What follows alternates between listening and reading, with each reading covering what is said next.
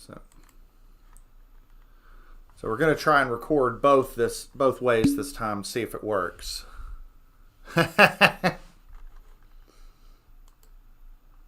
Well, I'll try. That's all I can say.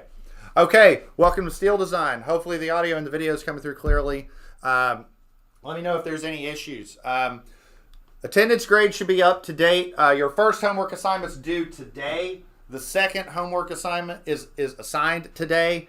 And like the last one, and I'd say even more so, this is a really short assignment. I'll just go ahead and blanketly tell you what it is. The point of the assignment is to get you familiar with the manual. So basically all I'm doing is having you look up a series of values and write them down. That's it. It's just trying to get you a little bit more familiar with this. So you could probably finish that homework assignment in about a couple minutes. It's not that hard.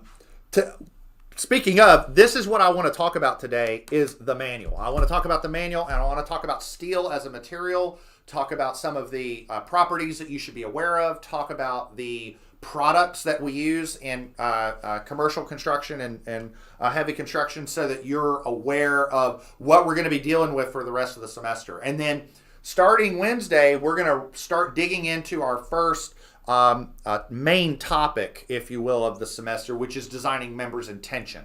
That's going to be our first topic. Tension members theoretically are quite easy because the mechanics are basic, but it's really trying to get you familiar with the manual. So let's dig right into it, and I want to talk a little bit about the manual. So AISC is the American Institute for Steel Construction. That's just their abbreviation. And they are pretty much the organization in the United States that specifies all of the technical schematics and anything related to fabricated structural steel. They produce technical manuals, design guides, specifications, assortment of stuff. One of the things that's worth mentioning is the student membership for AISC is free. And as a student member, you actually do get access to quite a bit of stuff. So one of the things that AISC produces is a series of design guides. And the design guides cover some things that you don't typically cover in an undergraduate steel design course, but that can show up in the industry. So for example, one of them can be columns, like steel columns that are encased in concrete or what have you. It's not hard. It's not something that you couldn't figure out on your own, but there's a specific design guide for that topic. And as a student, you can download it and all of the other design guides for free. And I think if you had to pay for them, it's like hundreds of dollars. So it's worth checking out. But one of the most, or I'd say one of, it's like the most popular thing that they produce is this, the steel manual.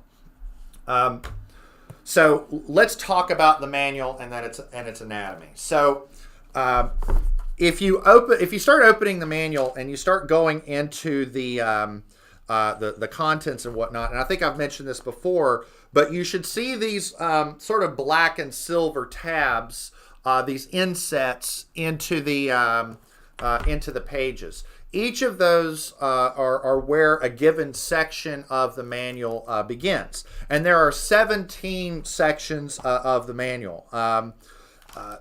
What I tend to do is sort of think of it in three big sections, three big chunks. Even though there's 17 parts, I think it's kind of easy to separate them that way. So the first section is parts 1 and 2. This is the one that has the DIM and the GEN. So that's for dimensions in general. This is all of the dimensions and the material properties. If you remember, on Blackboard, on the course content page, I've posted an Excel file that has all of these dimensions in it. Okay, so if for some reason you don't have your manual yet, you can still do the homework assignment by using that Excel file. I think it's better to use the manual, but it's still an option. And part 2 contains all of the general requirements and whatnot, and there's general design considerations, and there's also the material parameters, which we'll get to here in a second. The middle of the manual, this anywhere from parts 3 to parts 15, this is really what you're paying for. This is where the money is. This is all of the design aids, the design guides, like the design aids for beams, the design aids for columns. And you can pretty much tell where you're at because if you recall, again, these are the pages with the color, the green and the blue. And that I'd argue that when you spend $135, that's what you're paying for is the design aids, the design guides. Part 16 is a part in and of itself, and you can tell part 16 because it has the inset that says spec, S-P-E-C, and that's where all of the specifications are. And AISC 360, the specification for structural steel buildings, is the one that we're going to be referencing throughout the semester. I mentioned it before. It also is available via PDF on the Blackboard course shell. So if you don't have your manual, you can use that as well. There is a part 17, but it's just like some mathematical formulas, some general references, weights of building materials. It's just a general reference. So I do want to flip through this with you and start to get into some of the guts of the manual, and I want to begin with part 1. So I want everybody here on the web, on your camera, or you don't have to turn your camera on, but it'd be nice if you did because I want to walk through this with you. I want you to turn in section 1, the inset 1 that says DIM, and you should definitely know where you're at because you should see a page that looks something like this. It should say there'll be tables for W shapes. They'll say WT shapes, channels, angles. And I want you to find one of the W shape pages. It really doesn't matter which one, just any one of the ones that has W shapes. And I'm going to give you a second to do that. If anybody is having trouble finding that in the manual, please let me know in the chat. I can walk you through that. Are you talking about the dimensions or the main section of discussion, like page 1.3 or page 112? Like page 1-12, yeah. I want like the tables that look like what's on the slide.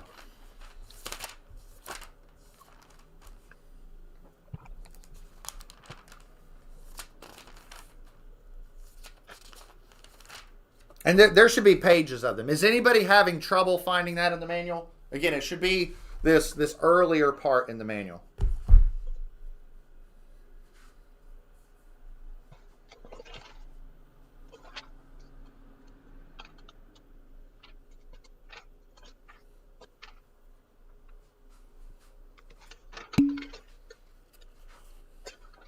Okay, good. I'm actually looking at that one myself, yeah. So I have a digital, so one of the things I'll mention throughout the semester is I do have a digital version of the manual that I can pull up, like an actual, page for page reference. And I'll probably pull that up throughout the semester, but I'm trying to avoid that so I don't have to go back and forth between screens. I want to try and make it as seamless as possible. I'm going to assume everybody's good. Again, please in the chat if you're having trouble finding something in the manual, let me know. And I want to be clear, we're going to be turning back and forth a lot throughout the semester looking up things. So digital is the way of the future. There might be something to that because this is, it's pretty bulky. Okay, so everybody should be looking at something that kind of looks like this. Now, was there a question? I thought I heard somebody's microphone turn on. Okay, sorry. I thought I heard something in my microphone. Okay, so let's take a look at the W shapes. I want to talk to you a little bit about what you're seeing here. So if you look at any one of these tables, the table actually extends across both pages. Okay, now if you look at the top, it says on the left page, it'll say table 1-1 W shapes. It says dimensions, and then on the second page, it says properties. Okay, so everything on the left is sort of, when it says dimensions, it's like if you went out and actually measured, what is this dimension? What is that dimension? That's what's listed here. And everything on the right are all of the computed properties for that shape. And so I'll go through each of those, and by the time this semester's over, you'll pretty much know what all of these are.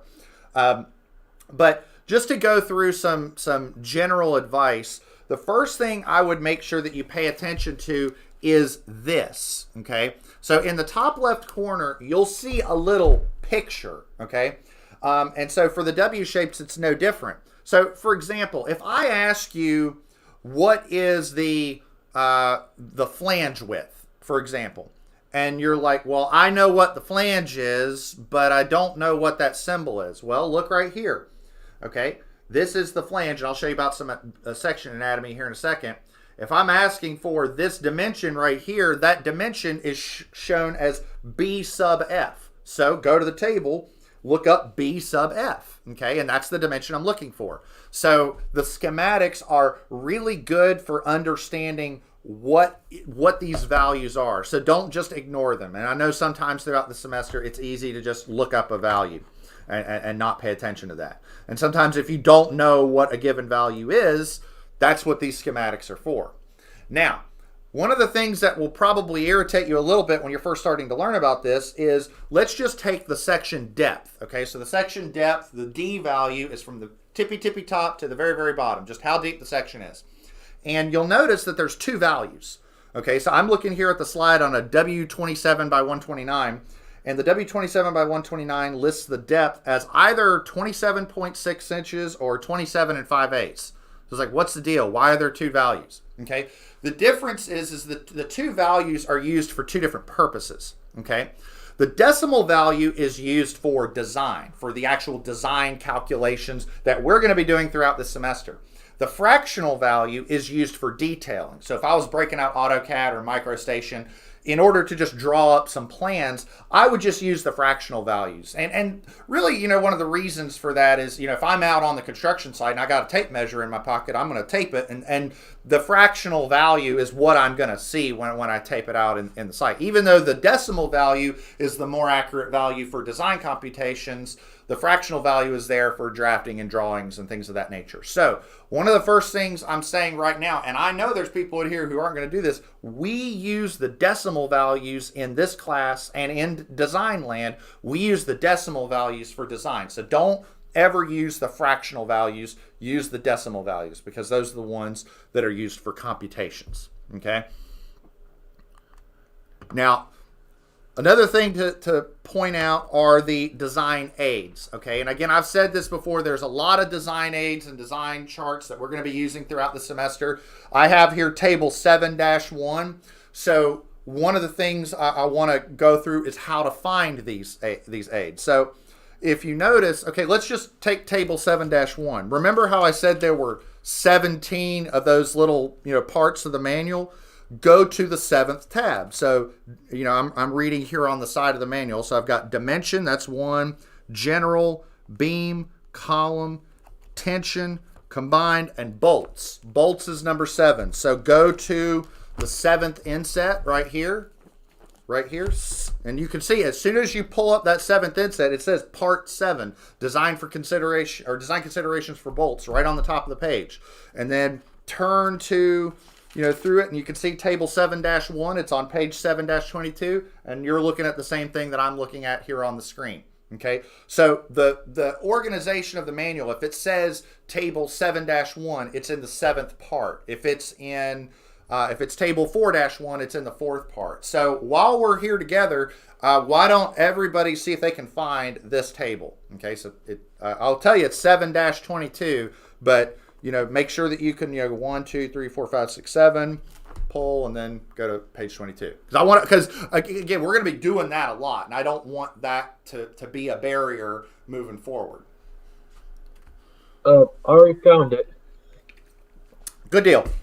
And we're going to be, this particular table we're actually going to be using a lot when we start talking about bolted connections. This is the table that references the shear strength of bolts based on their grade, their diameter, their shear condition, whether the threads are included or excluded. It's you know, it's a, I mean, we use this one a lot. So, well, go ahead. I'm using Post-it notes like you are on making a quick reference. That's fine. I'll say this: the one thing to keep in mind, and that's a good idea. Just recognize we're not using this table until after the first exam. So you can put a Post-it note there now, but don't let it get in the way of the first exam.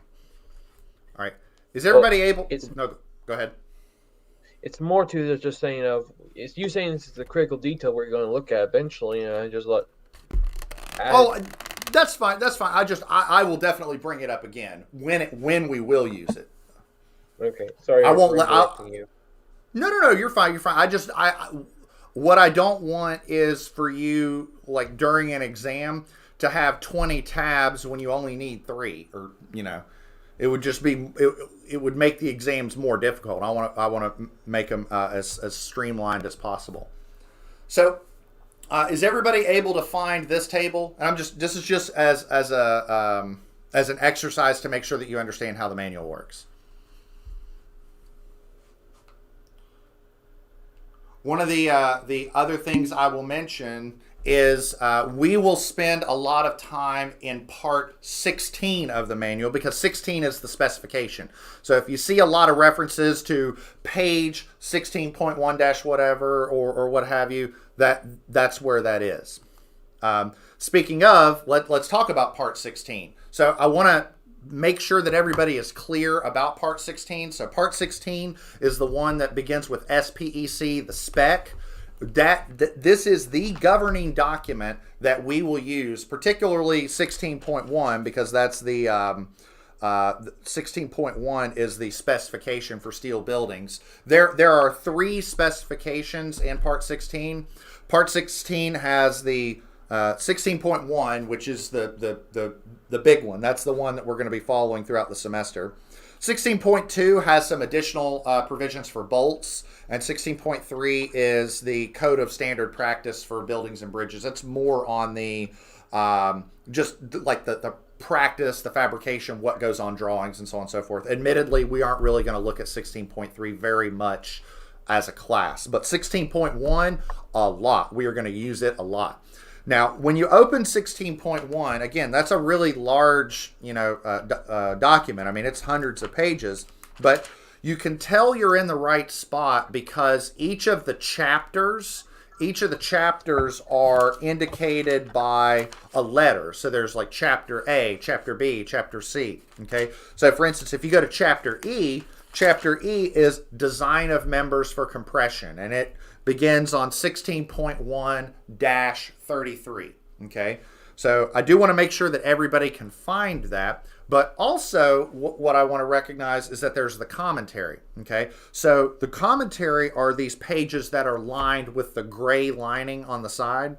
And for every chapter and section in the code, there is a corresponding chapter and section in the commentary.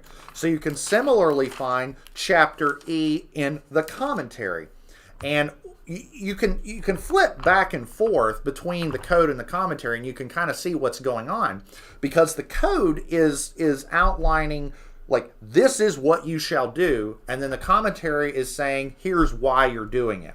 So it explains the background behind where the equations came from, why they are the way they are, and what can be very important in practice is when codes change. So if you've been a practicing engineer for 10 years and you open up the specification and suddenly this equation that you've been using for 10 years is now different, you could go, wait a minute, this isn't the equation. What happened? Well, read the commentary, it'll tell you. So as an example, I taught concrete design last spring, and there was an equation that changed related to a moment of inertia calculation. And it really surprised me because the equation hadn't changed for 50 years. And so I read the commentary, like, why did this change? And, I'm able to dig in and get into it. So making sure that you understand that is important, not just for this class, but for your, practice as a professional engineer. You need to understand how that's structured. Everybody good on sort of generally navigating the manual, making sure that you can find stuff? I'll go ahead and tell you that your homework, in fact, I'll go ahead and pull it up now just so everybody is sort of gets the idea. So this is your homework assignment, and as you can see, I'm really just having you go through the manual and look up some basic stuff, right? What is the flange width for a W30 by 292? What is the warping constant for a WT20 by 147? And again, it's just trying to make sure that you can open this manual and look up some values. I just don't want this to scare you. This is a really basic assignment. It's really simple, but I think it's valuable moving forward. I don't want this to get in the way of understanding how to design a column or understanding how to design a beam. So it might seem very elementary, but I think it's pretty valuable. All right. Any questions before we move on?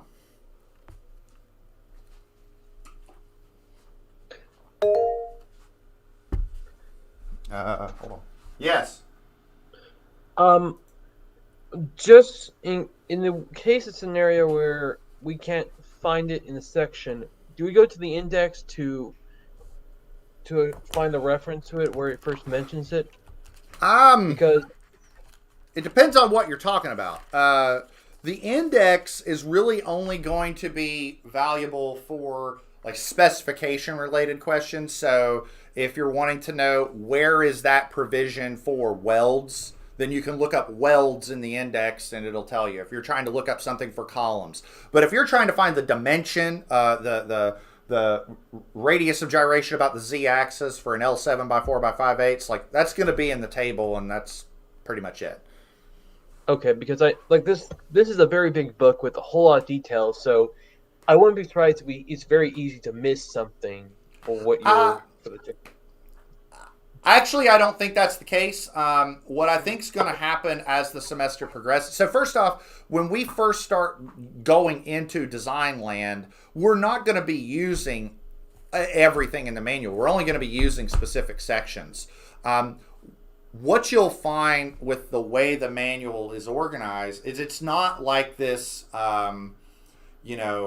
wilderness where you're trying to find, the X marks the spot type things. It's actually organized pretty well. If you're trying to design a column, there's a section for columns, and pretty much everything that you need is right there. This class is more about slowly digesting those topics so that you can navigate it, not just in here, but in the future. So I don't think that'll happen very much. Any other questions? Okay, let's talk about steel. Let's actually talk about the material, talk about the material grades, talk about the relevant values, talk about the types of products that we use. Now, we're doing this class virtually, and because we're doing it virtually, I don't want to try and pull up a video and just create bandwidth issues. I don't want to do that. I have a link for a video from a Science Channel show called How It's Made. I'm imagining that you all are engineers. There's got to be at least somebody in here that's seen How It's Made before. How It's Made is and particularly the segment that they do on steel is actually really good because it goes through the current process. I know this show is awesome. I love this show.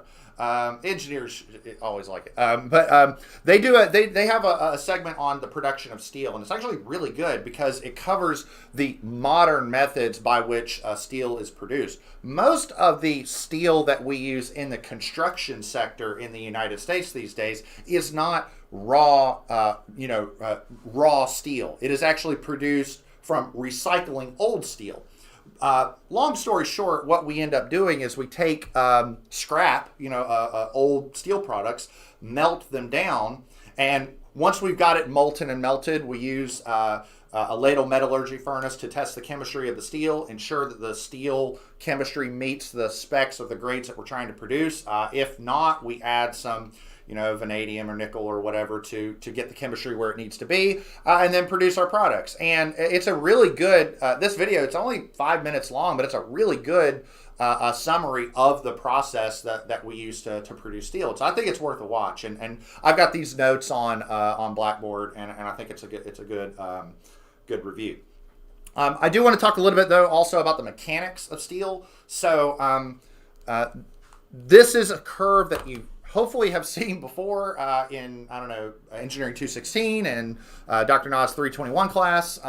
But this is the stress strain curve for structural steel. And so this is if I take a piece of steel, yank on it until it fails, this is how steel behaves. So first range that I think is worth mentioning is the elastic range. So this is everywhere from here to about here. So this is when steel behaves like a rubber band, right? I take the steel, I apply load to it, it deforms, but if I let the load off, it responds by shrinking back to its original shape. That is its elastic range, okay? The ratio of the stress applied to the resulting strain in the elastic range is what we call Young's modulus, okay? The Young's modulus for steel is 29,000 KSI. It is a value you can set your watch by, okay? There are some numbers in engineering that I think you need to have burned into the back of your head by the time that you leave as a student, you know, in a civil engineering program. Understanding that the Young's modulus for steel is 29,000 KSI is like knowing that number is pretty important. The Young's modulus for steel. It's just like knowing that the unit weight of water is 62.4 pounds per cubic foot. It's just one of those numbers you need back here. The other thing that you need to know is steel's unit weights. Structural steel weighs 490 pounds per cubic foot. Again, none of one of those values you can set your watch by. Okay. Now, let's go back to mechanics. So steel is an elastic material until the steel yields, until it reaches its yield stress. And so the other two important parameters that are related to steel are the yield stress, Fy, and then the ultimate tensile stress we call Fu. Now, what's the difference between the two?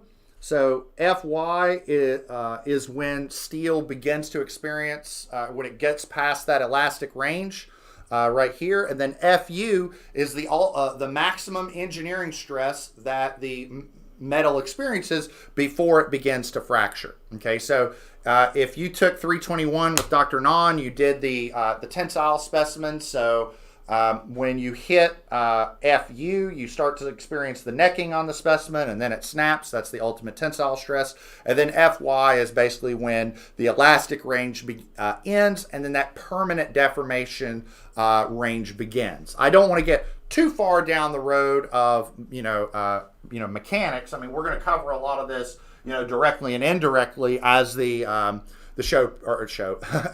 semester progresses. But hopefully you've seen this before. I don't think I'm saying anything that you haven't seen in another class. And as long as you understand the basics of how this stuff works, I think you're going to be fine.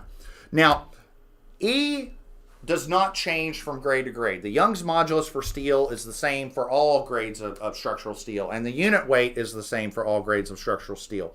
What does change is the Fy and the Fu. The yield stress and the ultimate tensile stress does change from grade to grade, and that's where the grade differences come from. So if you want your first tabable page, the first page that you should place a tab in your manual, it should be on this page right here, page 2-48. Okay, I don't think you need to place a tab on the page right after it, but because it's right there. But what we have here is the ASTM specification. So you all should be familiar with ASTM if you've taken 321. This is the ASTM specifications for various structural shapes. Okay, table 2-4 is for rolled shapes like angles and channels and wide flanges and what have you. And then the following page, table 2-5, is for plates and bars. Okay. Now, a couple things going on in this table. First off, I'm going to give everybody a second, make sure they've turned to this. So I want everybody to turn to this table in the manual. If you can't find it, let me know. I'm going to give you a second.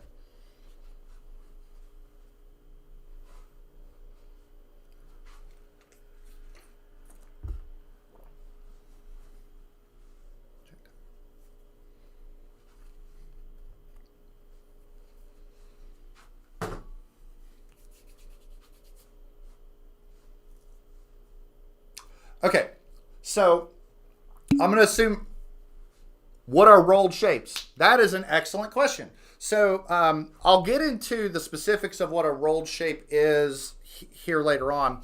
But long story short is when you produce molten, or hot, the shapes like I-beams and channels and angles of what we're talking about, what happens is, in the steel mill process, you melt the steel, you have molten steel, and then you cast that steel into what's called a billet, like a shape that's near what you're talking about. So a billet might look, I don't know, something like this. All right. Really thick, elements, flanges and webs. Then what's done is those sections are passed through a series of high pressure rollers that sort of flatten them, kind of like how if you had some dough and you wanted to flatten it into a pie crust, you'd roll it back and forth. They're rolled back and forth in a series of rollers to turn this into, something that's, a bit more usable and realistic. And so we call that, a rolled shape. Okay, that's what I mean by rolling. And so rolled shapes, here I can skip forward a couple slides to give you kind of an idea. This is what I'm talking about with rolled shapes, like, this, like a T shape, like a angle, a channel. Those are rolled shapes. Plates and bars, they're rolled as well, but the idea is that from a fabrication perspective, we're taking those plates and then cutting them and welding them and forming, like I-beams and what have you. Does that make sense?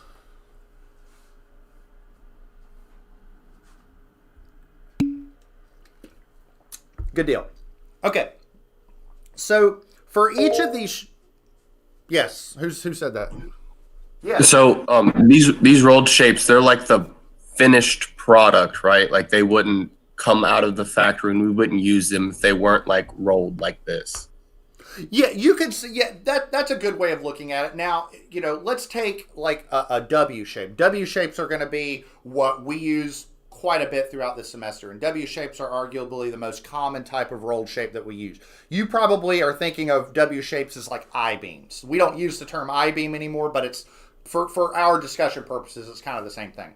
Now, a W shape, you are correct. You could take a W shape from the mill and put it right in a building. And I promise you that the floor beams that are holding up my office and that comprise the floor system and whatnot for this building are W shapes. The only thing that would probably need to happen in order to actually use that floor beam in a building is, beyond cutting it to length, is you probably have to either drill some holes or weld some appurtenances at the end for your connections, right? So, you might have to, cut some sections out, drill some holes. But you are correct that a rolled shape is pretty much a finished product off the mill, other than the minor fabrication. Plate elements, or elements that are fabricated from plates, are a little different. You're having to drill and then maybe having to cut and weld those elements together. Plates are also used just as connecting elements in general. So you have a beam and a column coming together. You're probably going to have some plates or some angles fabricated as elements to actually connect those together. Yes. Did that answer your question? That was a good question, by the way. Yes. Okay, good. Okay.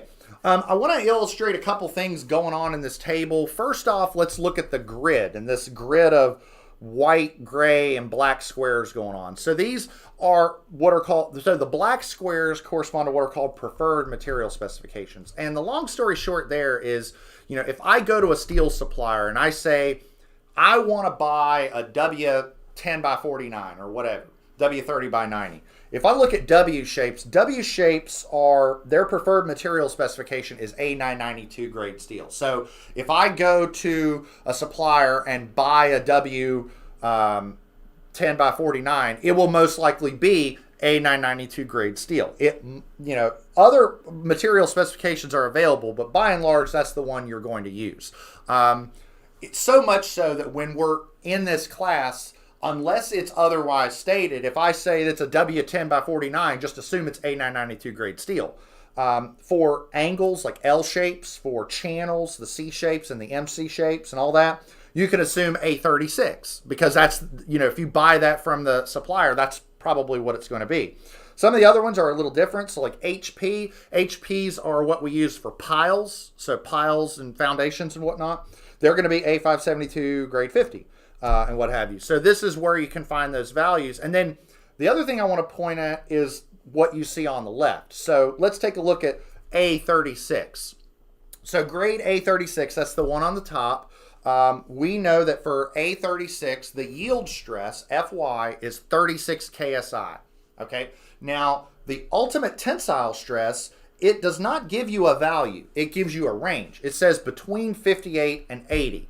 Now, I'm asking you, if you're a designer, let's take A36. What value should you use? I'm asking you. I want to see what you say. So for grade A36 steel, between 58 and 80, what value should you use? Oh, we have some controversy. And the majority of you are saying 58, and that is correct. Whenever there's a range, you're going to want to use the lower value for design. Now, some of you might ask, well, wait a minute, why the heck report the range? Why make it complicated? Well, it's not trying to make it complicated, it's trying to make it informative. So I'll give you a real quick explanation as to why they incorporate ranges. So back in, I'd say like from the 70s, the 80s, in that time frame, steel is, and it still is to this day, is heralded as a premier material for earthquake engineering, because when an earthquake hits a building, the building is moving, and so steel is a very ductile material. It can withstand a lot of stress before it fractures. So, if you're going to have a high earthquake demand on a building, steel is a valuable material. So back in the day, we would tell people to use steel for earthquakes, and we would tell them to use a particular type of lateral system called a moment frame. And so we'll talk about moment frames and brace frames later on in the semester. But the long story short is moment frames use rigid connections between the beams and the column that allow a bit more movement. Well, back in 1994, there was this Northridge earthquake happened in the western part of the country. And after the earthquake, we observed that a lot of the connections that we thought were going to be fine weren't, that they had failed. And it's like, why had they failed? We thought they were going to be fine. Well, the thing is, there is a difference between what the spec says the tensile stress is going to be and what it actually is. So what happens with steel mills is, when you buy a piece of A36 steel from the mill is telling you that I can guarantee a yield stress of 36 KSI and an ultimate tensile stress of 58 KSI. But in actuality, if you actually tested that material, you'd find that the yield stress and the tensile stress were much higher. Because the last thing the steel mill wants to have happen is they don't want to be sued because their material was of substandard quality. So they're not only going to meet the spec, they're going to meet the spec and then some. Well, one of the trade-offs in the land of engineering is that as materials get stronger, they tend to get less ductile. So in earthquake land, we assumed all this ductility when it didn't actually exist. And it was because the strength was higher than what we expected. So whenever you see that range, it's just trying to tell you that, hey, the strength might actually be higher. So in regions where you need ductility, might not happen. So just something to think about. But yeah, long story short for you is that whenever there's a range, use the minimum value, because the minimum would be the most conservative and would produce the design that is going to be the safest. Now, let's talk about these rolled shapes. Let me erase all my ink here. So hot rolled steel is generally produced in two main products. So there's plates and bars. So a plate is just that. It's just a flat sheet of steel at a various thickness. Plates are used from a versatility perspective because you can take plates and fabricate it into anything. You can fabricate plate girders, so like a beam that actually is fabricated from plates. So like, for instance, if you go to Charleston and you see those big box girder sections that are used as bridge girders for those curved, overpasses, those boxes were not rolled shapes. Somebody took plates and then fabricated it into a box. And so whenever you have these really tricky load demands or these really, complex structures, it is common to use plates and fabricate those into the section that you need, because you can tailor those plates to your load demand. And plates are also common for like connecting elements. If you need to connect one element to another, you tend to put a plate in there and just drill holes between them. So plates serve as a really good avenue in that regard. The other common hot rolled product is a rolled shape. And so if you've ever heard the term like angle iron or whatnot, I don't really use that term anymore, but some of the commonly available shapes are angles. And so angles will tend to be referred to as L's, very creative name there. Channels, and so channels might be called C for standard channels or MC for miscellaneous channels. That's just the difference between the two, is just how the flange is sloped. It's not really a major deal from a design perspective.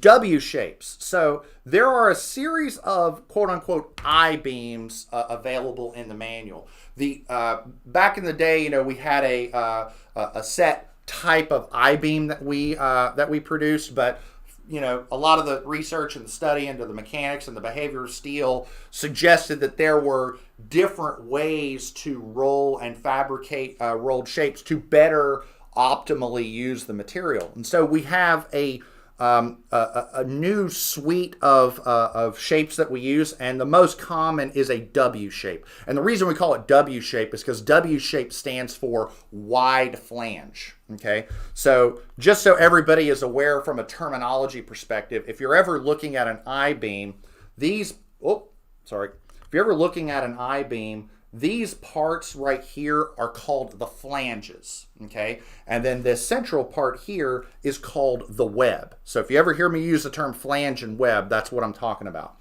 For an angle, the two components are the legs. And so like for a channel, flange, web. On rolled shapes, like W shapes, the two flanges are the same size. So it's not like one flange has different dimensions than the other. But for plate girders, that might not be the case. In bridge land, it is common to have a plate girder for a highway bridge, and you might have a different size compression flange than you do tension flange because the behavior is different. That's very common in the world of bridges. Buildings, not so much, unless you have some very tricky architectural issues that you need to resolve. More often than not, you're going to just use a rolled section. All right. Any questions before we get into naming? I've got one other thing I want to discuss with naming, but I want to stop and see if anybody has any questions.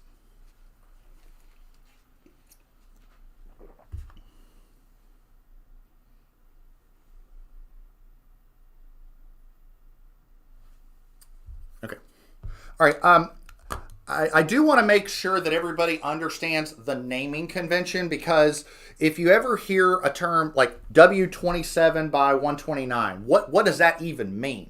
Okay, well, so let me pull my highlighter out. Okay, so with W27 by 129, there are three important parameters: the W, the 27, the 129, and they each have a certain meaning. Okay. The W refers to the shape classification. So a W shape, an M shape, a C shape, an L shape, what have you. That's common for all sections. That letter will indicate what type of shape you're talking about. The money for a W shape is the 27, the 129. What do those mean? The 27 refers to how deep the section is, but it refers to what it's called its nominal depth. So when we produce rolled shapes, we produce them in families of shapes, and as the shapes get heavier, the depths have a tendency to change a little bit. Like, for example, if you look at a W27 by 129, and you look at the shapes that are near it. So for instance, we have you look in the manual, W27 by 129, W27 by 114, by 102, by 94, by 84. Their depths are about 27 inches. Their design depths aren't exactly 27, because you got like 27.6, 27.3, 27.1, etc. But the 27 is about how deep it is. Okay, so it's an easy way for us as engineers to understand the shape that we're talking about just by that depth. The 129 is how heavy it is. So if I have a shape that's a W27 by 129, I know that it's a W shape. I know that it's about 27 inches deep and that it weighs 129 pounds per foot. And that weight is important if I'm trying to compute the weight of the structure, compute bending moments. Like if I have a beam that's simply supported and it's 30 foot long and it's a W27 by 129, I know that at a minimum it's experiencing 129 pounds per foot because that's its own self weight. And so it's a really convenient means to express that. Now, for angles are sort of unique. They're referenced like this, so an L6 by 4 by a half. We know that the 6 and 4 are the lengths of the legs from the back to the edge of the leg, and then the half inch is how thick those legs are.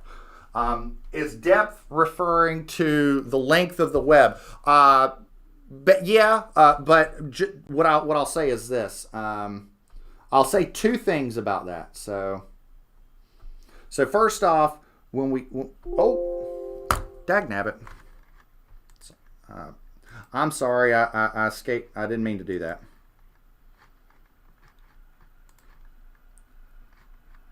Sorry, hold on. So when we're talking about depth, we're talking about, literally the very top to the very bottom. So all the way to the very tippy top and all the way to the very, very bottom. So that's the D dimension that we reference as depth. And so that's what I'm talking about here.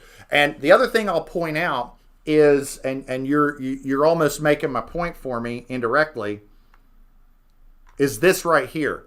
Okay, so remember that with any of the shapes, there is a schematic that illustrates that, and you can see that right here. Now, I understand, to level with you, there's a lot going on in this schematic, and you're like, whoa, I just wanted to know what the D was, the dimension value was, or the D value was. So there's an excellent point to be made there. As we move throughout the semester, we'll be able to tackle some of these dimensions a bit more directly. But yeah, to answer your question, yes, but in rolled shape land, I'd say that we're talking not about this, but about this. That's the D value that we're talking about when it comes to rolled shapes. The top to the bottom, not that. And I don't mean to, let me say another thing. We're not going to be dealing with plate girders very much this semester, but I know in plate girder land, we might call the depth the D. Don't worry, I'm not trying to confuse you. And as you progress through the semester, you'll see that this is all pretty basic. But everything that you're talking about suggests that as you progress through the semester and as you progress through your understanding of steel design, you'll find that the notation that we use, the symbols that we use, we do our best in an industry to try and be as standard as possible. So for instance, if I mention the term B sub F, pretty much any structural engineer knows what I'm talking about. And we do that. I think that structural engineers tend to do a pretty good job with that we have standardized our notation somewhat well. Any other questions? We've still got a couple minutes.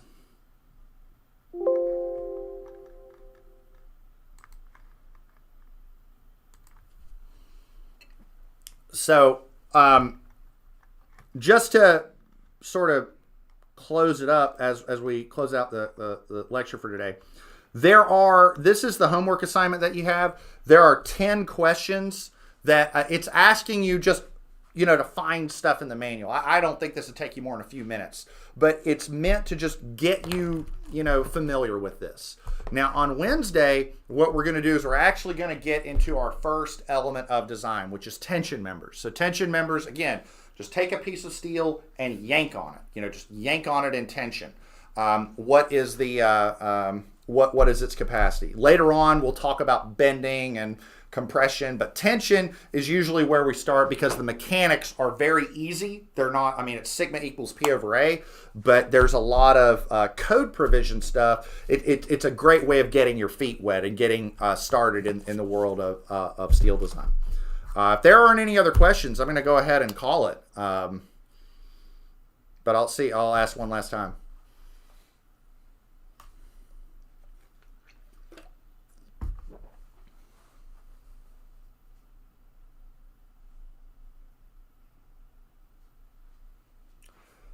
All right, well, that's all I have.